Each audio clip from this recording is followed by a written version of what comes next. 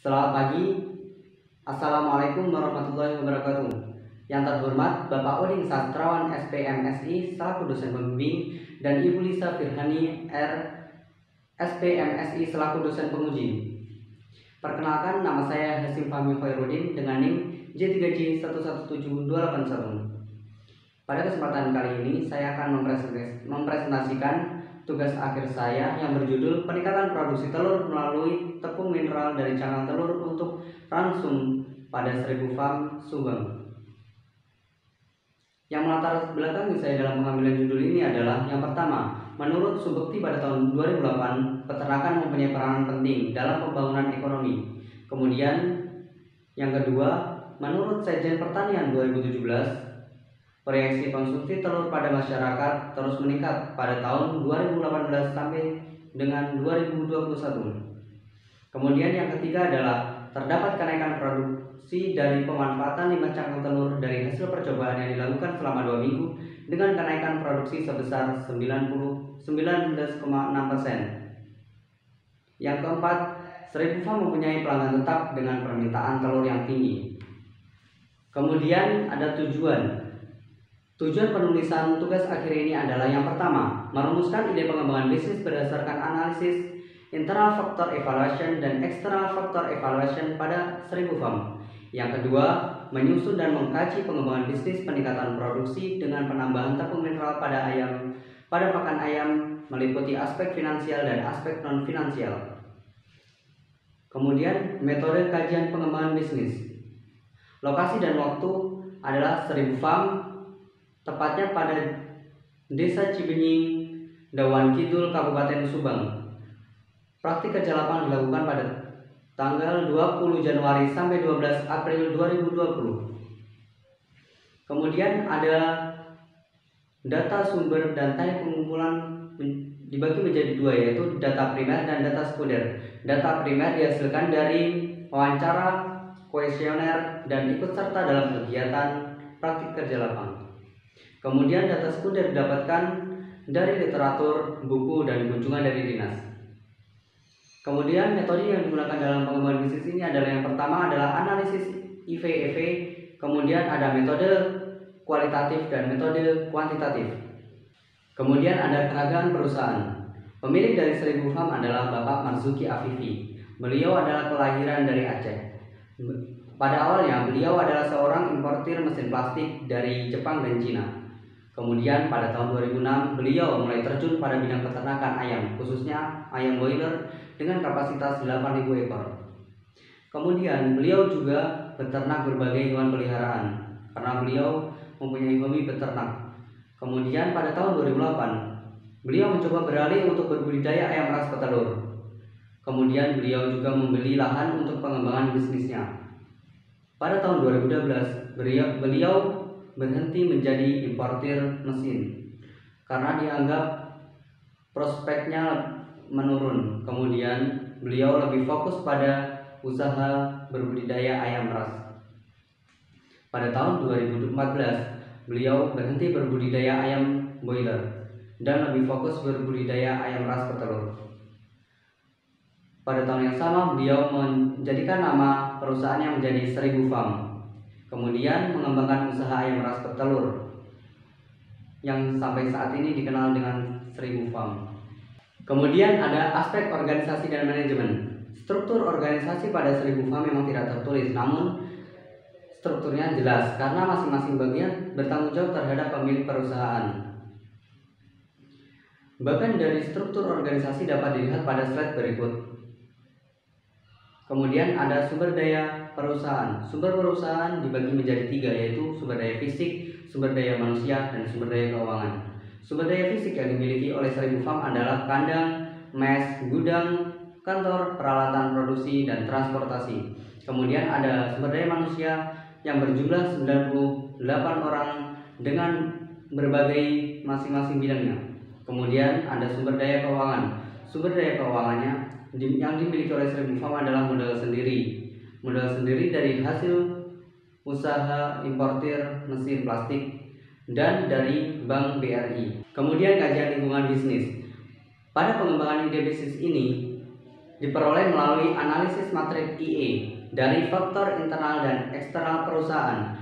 Analisis matrik IE ini menghasilkan total skor IV sebesar 2,888 dan total bobot EV sebesar 3,153, sehingga diperoleh strategi pengembangan bisnis pada sel 2. Alternatif strategi berada pada kuadran 2 dan prioritas pemilihan strateginya adalah pengembangan produk. Berikut adalah struktur bagan dari penentuan ide pengembangan bisnis. Kemudian ada perencanaan produk. Produk yang dihasilkan pada 1000 farm berdasarkan karakteristik yang diinginkan oleh konsumen, yaitu telur berwarna coklat pekat, tidak ada keretakan pada cangkang, dan bersih dari kotoran ayam dan segar. Kemudian ada perencanaan pemasaran.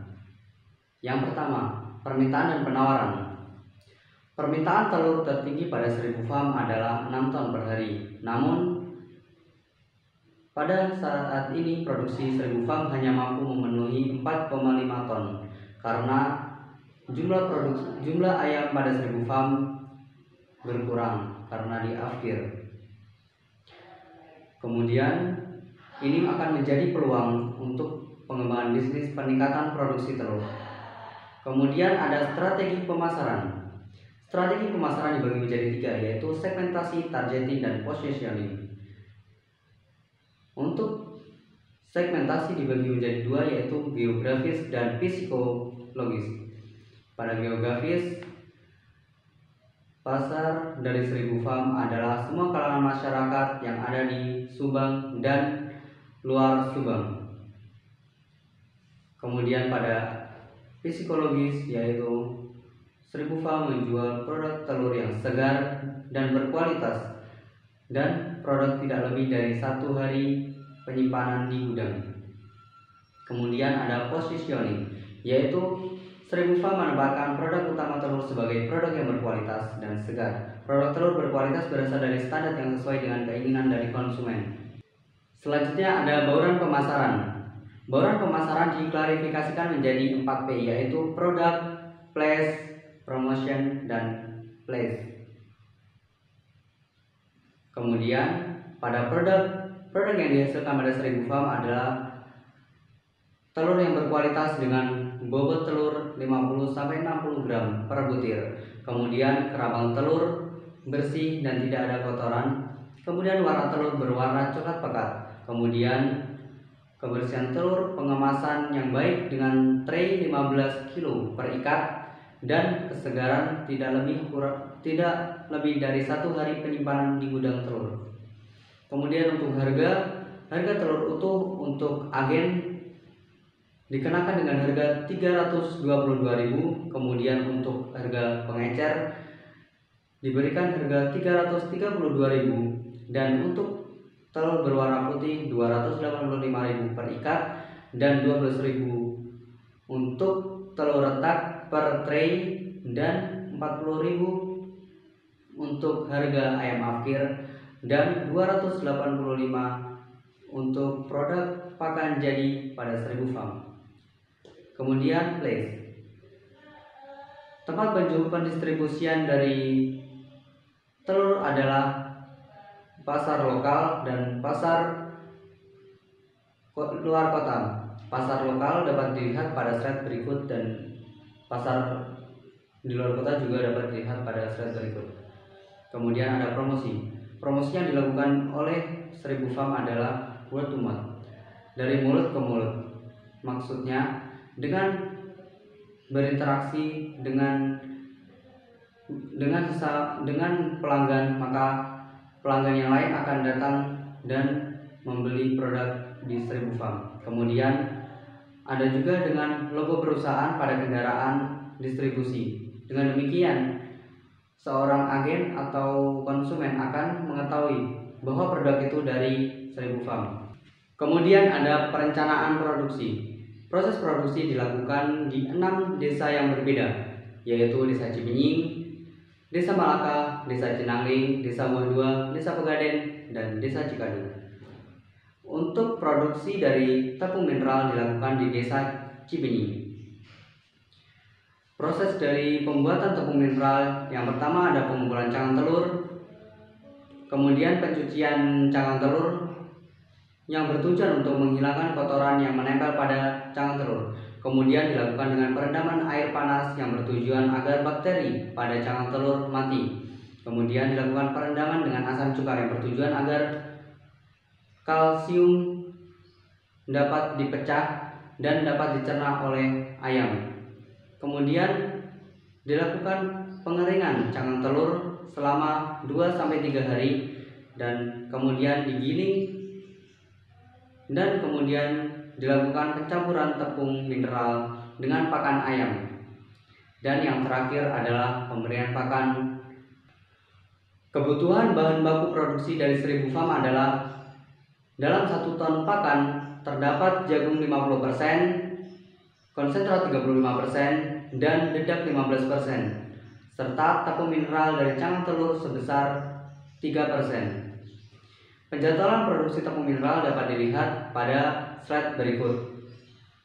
Kemudian lokasi dan layout juga dapat dilihat pada slide berikut. Kemudian ada perencanaan organisasi dan manajemen. Dalam perencanaan organisasi dan manajemen terdapat penambahan tenaga kerja dan pemindahan tenaga kerja. Jadi struktur organisasi pada 1000 farm bertambah. Kemudian ada perencanaan sumber daya manusia. Pada perencanaan sumber daya manusia dilakukan rotasi tenaga kerja dari karyawan gudang pakan menjadi kepala produksi tepung mineral dan dilakukan penambahan tenaga kerja yaitu menjadi karyawan produksi tepung mineral. Kemudian ada perencanaan kolaborasi.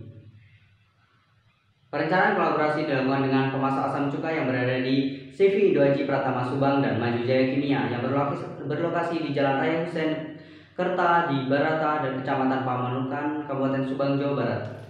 Kemudian kolaborasi dilakukan juga dengan perusahaan penetasan telur ayam. Hatchery yang digandeng untuk berkolaborasi yaitu PT Caron Topan dan Hatchery PT Sentra Agromina.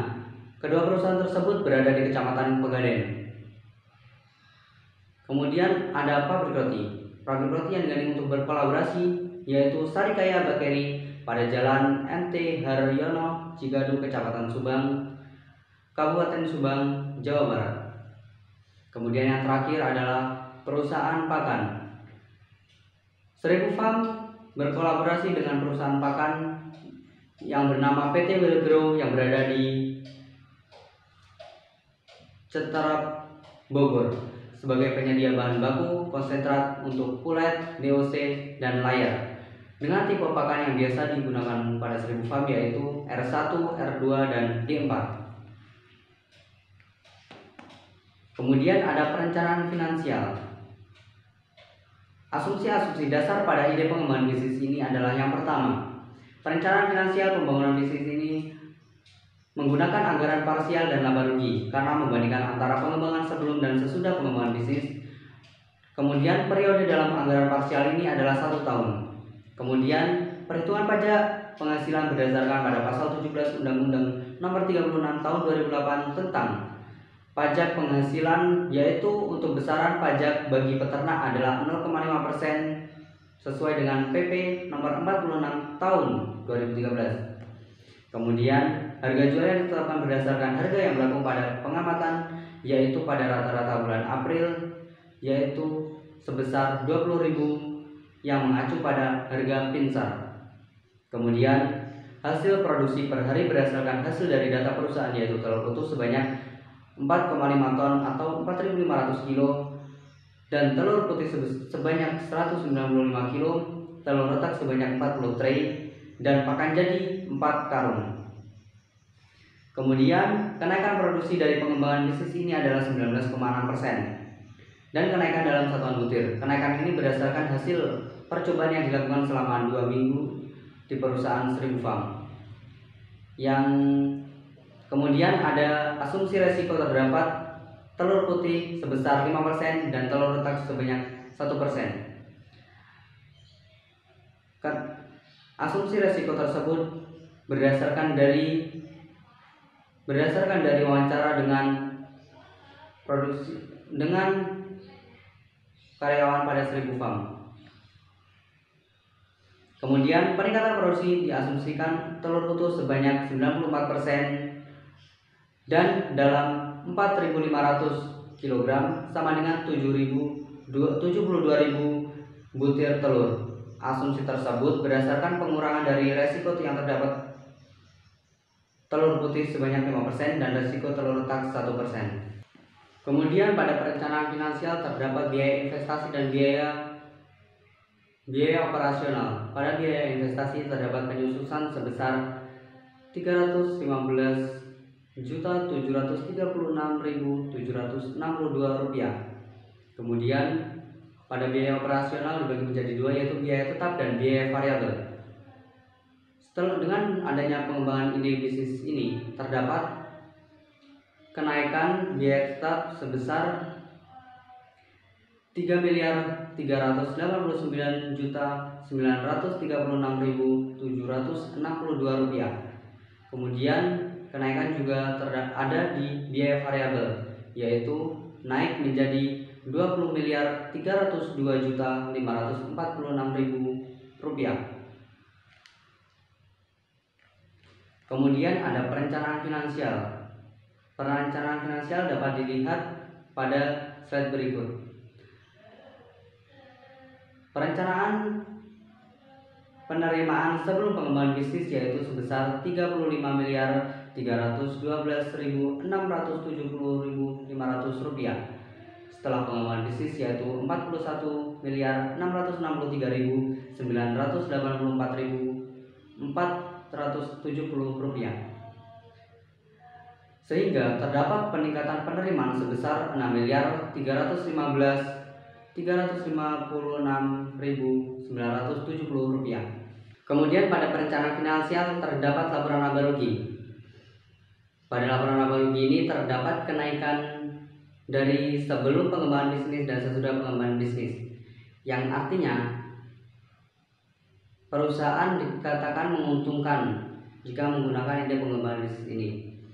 Kemudian ada analisis RC rasio. Pada perusahaan 1000 farm sebelum pengembangan bisnis RC rasionya adalah 1,52 dan setelah pengembangan bisnis adalah 1,76. Terdapat selisih 0,24. Yang artinya setiap Rp1.000 yang dikeluarkan oleh perusahaan akan menghasilkan Rp 1.760. Kemudian ada anggaran parsial. Pada anggaran parsial ini terdapat kerugian total sebesar 12 miliar sekian dan keuntungan total sebesar 17 miliar sekian, yang menghasilkan keuntungan tambahan sebesar 5 miliar sekian. Anggaran parsial dapat dilihat pada tabel berikut. Kemudian pada perencanaan finansial juga terdapat analisis BISI rasio. Dalam pengembangan bisnis ini, analisis BISI rasio didapatkan dengan skor 20,45, yang artinya setiap 1.000 yang dikeluarkan oleh perusahaan menghasilkan manfaat sebanyak Rp2.045. Kemudian ada break even point. Dapat lihat pada slide berikut bahwa BEP dari sebelum pengembangan bisnis dan sesudah pengembangan bisnis mengalami penurunan, yang artinya dengan adanya pengembangan bisnis ini untuk mencapai titik impas yang dikeluarkan oleh perusahaan membutuhkan lebih sedikit biaya dibanding dengan sebelum pengembangan bisnis. Kemudian ada tahapan pengembangan bisnis. Nah, list aktivitas pada pengembangan bisnis dapat dilihat pada slide berikut. Ada keterangan aktivitas, yaitu yang pertama aktivitas identifikasi masalah, yang kedua perencanaan lokasi, yang ketiga pengadaan peralatan, yang keempat perencanaan bahan baku, yang kelima perencanaan pembiayaan, yang keenam pengadaan bahan baku, yang ketujuh perencanaan produksi, yang ke-8 proses evaluasi, dan yang 9 evaluasi. Waktu atau hari yang dibutuhkan dalam tahapan pengembangan bisnis ini yaitu 40 hari. Kemudian berikut adalah solusi penjadwalan pada pengembangan bisnis dengan metode PERT dan atau CPM pada 1000 farm. Dapat dilihat bahwa terdapat slack yaitu 3 pada aktivitas G, yaitu perencanaan produksi. Berikut adalah alur tahapan pengembangan bisnis dapat dilihat dalam PowerPoint berikut. Kemudian yang terakhir ada simpulan dan saran. Simpulan dari tugas akhir ini adalah ide pengembangan bisnis yang dirumuskan dari hasil analisis internal dan eksternal perusahaan melalui matriks IE menghasilkan total skor bobot IV sebesar 2,961 dan total bobot skor EV yaitu 3,155. Berdasarkan hasil analisis kelayakan pada aspek non-finansial, pengembangan bisnis peningkatan produksi ini layak dilakukan. Kemudian pada aspek finansial dinyatakan layak perusahaan dan menghasilkan manfaat. Perusahaan mendapatkan penerimaan tambahan sebanyak 6.356.356.970 rupiah. Keuntungan perusahaan meningkat sebesar 18% dari penerimaan sebelumnya, serta RC rasio yang diperoleh dalam pengembangan bisnis ini meningkat menjadi 1,76 dan dengan nilai BC rasio sebesar 20,45, yang artinya peningkatan ini memberikan manfaat kepada perusahaan. Kemudian ada saran.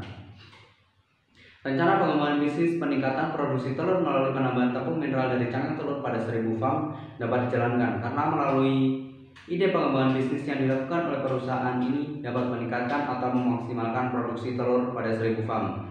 Kemudian dengan pengembangan ini juga perusahaan dapat memenuhi permintaan pasar. Sekian, terima kasih. Kurang lebihnya mohon maaf. Wassalamualaikum warahmatullahi wabarakatuh.